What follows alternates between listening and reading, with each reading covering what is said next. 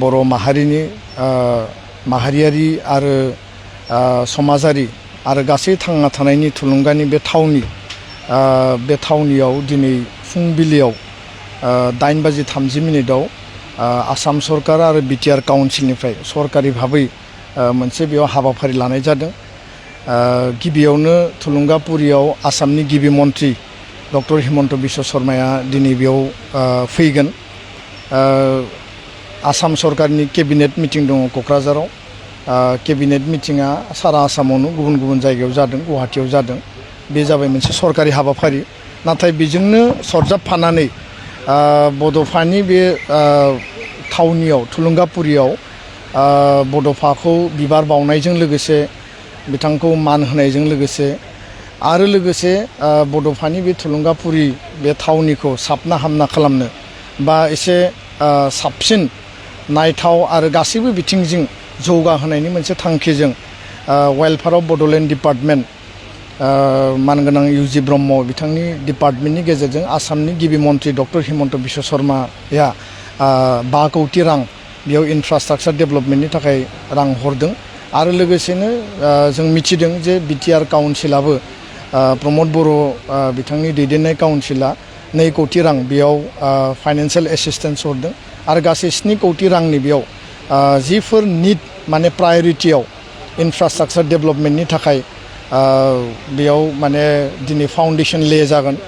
आरो जोङो मिजिंथिदों राजघाटखौ जेरैबायदि साबना हामना खालामदों महात्मा गान्धीनि जि माने समाधि बा फबनाय जायगा, बेबायदिनो गुबुन गुबुन जोंनि भारतनि गेदेमा सुबुंफोरनि थावनिखौ जेरैबायदि बिश्वमाननि बा मुलुगनि माने मर्यादानि जिखिनि खालामदों, बड'फानि बे थुलुंगापुरिखौबो जों जाहाथे साबना हामना खालामनो हायो।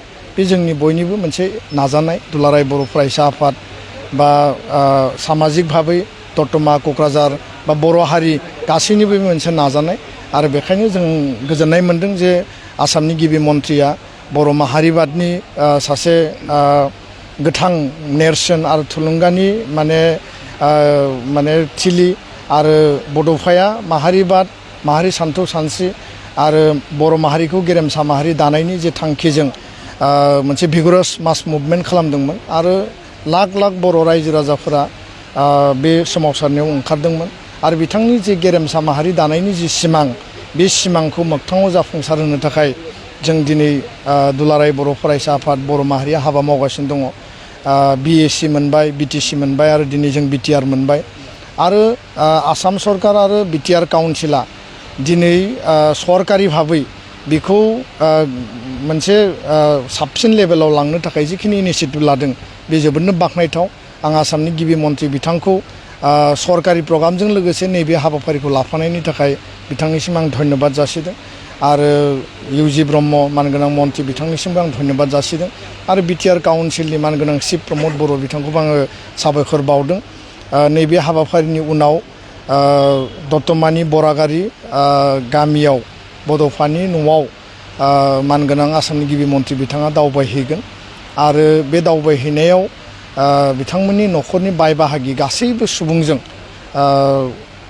गिबि मन्त्रि बिथाङा सावरायगोन। आरो सावरायनानै बिथांनि न'खरनि गासैबो हाल साल आरो गामिनि थासारि, ओनसोलनि थासारिखौ बिथाङा खौरां लागोन।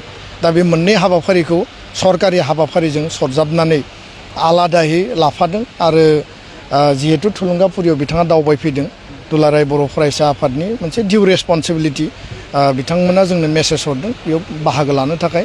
आरो बे हिसाबैनो जों बिथांखौ जास्ट वेलकाम खालामनो फैदों। आरो सरकारि हिसाबै जिखिनि सरकारि हाबाफारि दङ थिखानाय, बे गासिबो मोनफा मोनफायै जालांगोन। गोजोन्थों।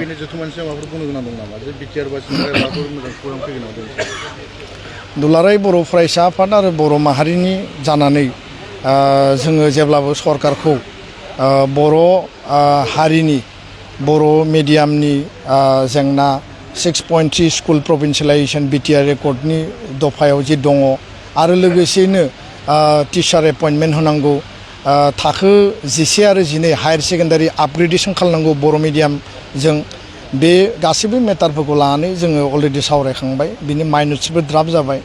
दा जोङो माखासे समाव सरकारजों सावरायनानै माखासे जिफोर डिसिसनखौ केबिनेटआव लानांगौ आरो केबिनेट डिसिसननि उनाव मावफुंनांगौ बे बाथ्राफोरखौ जों बिथांमोननो रिमाइन्डार होबोदों आरो नैबे क'क्राझाराव जानो गोनां जि केबिनेट बे केबिनेटआवबो माबा नङा माबा मोनसे बर' मिडियामजों बर' मिडियामनि सोलोंथाइजों बर' रावजों आरो बर' माहारिजों सोमोन्दो थानाय जाहाथे बेयाव माबा मोनसे डिसिसन जायो ओरैनो बिथांमोननि केबिनेटआ सप्ताहिक जायो रेगुलार जाबाय थायो गोबां डिसिसन जादों गासिबो डिसिसना सरकारि भाबै जादों दा जोंहा मोनसे मिजिं दङ जे क'क्राझारनि केबिनेटआव बर' माहारिखौ लानानै जुदियाव बेयाव गुबुन गुबुन हारि माहारिफ्रा रायजो जायो बेयाव माबा मोनसे नङा माबा मोनसे बर' माहारिखौ लानानै मोनसे मेसेज फैगोन जोंहा मिजिं दङ आरो बेखायनो बिथांमोननि केबिनेटआव मा फैयो आरो बिथांमोना अफिसियेलि सरकारि भाबै बबे एजेन्डाखौ लानानै केबिनेटआव डिसकास खालायगोन बे बिथांमोननि बाथ्रा जोंहा मोनसे मिजिं दङ आरो दिनै नङा गाबोन जिकुनु केबिनेटआव जोंनि जि मेजर आरो भाइटेल इस्युसफोर बे इस्युसफोरा जाहाथे रिजल्भ जायो बिनि थाखाय जोङो सरकारखौ जेब्लाबो नारसिनबोदों आरो नारसिनलांबाय थागोन गोजोन्थों শ্ৰদ্ধাৰ কোকৰাঝাৰবাসী জনগণ ইয়াৰ দ্বাৰা কোকৰাঝাৰ পৌৰসভাৰ অন্তৰ্গত অঞ্চলত বসবাস কৰা জনগণলৈ এটা জৰুৰী ঘোষণা আগবঢ়োৱা হৈছে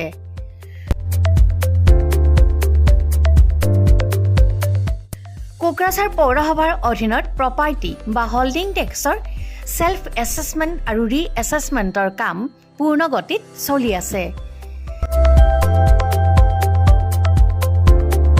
যিসকলে এতিয়াও সেল্ফ এছেছমেণ্ট বা ৰি এছেছমেণ্টৰ কামবোৰ সম্পূৰ্ণ কৰা নাই তেওঁলোকলৈ আমাৰ বিনম্ৰ অনুৰোধ আপোনালোকে অতি সোনকালে অনলাইন যোগে সেল্ফ এছেছমেণ্ট আৰু ৰি এছেছমেণ্টৰ কামসমূহ সমাধান কৰি লওক তাৰ বাবে আপোনালোকে অনলাইন যোগে প্লে ষ্টৰলৈ গৈ আসাম প্ৰপাৰ্টি টেক্স এপছটো ডাউনলোড কৰি এই এপছৰ দ্বাৰাই আপোনালোকৰ আধৰুৱা কামবোৰ সম্পূৰ্ণ কৰি ল'ব পাৰিব নতুবা play.google.com/store/apps/ৱেবছাইটৰ জৰিয়তেও আপোনালোকে আপোনালোকৰ কামসমূহ সমাধান কৰিব পাৰিব যদিহে আপোনাৰ অনলাইন যোগে আধৰুৱা কামবোৰ কৰিবলৈ অসুবিধা পাইছে তেতিয়াহ'লে আপোনালোকে কোকৰাঝাৰ পৌৰসভাৰ কাৰ্যালয়লৈ গৈ ৱাৰ্ড কমিছনাৰৰ পৰা প্ৰয়োজনীয় আবেদন পত্ৰ অৰ্থাৎ ফৰ্মসমূহ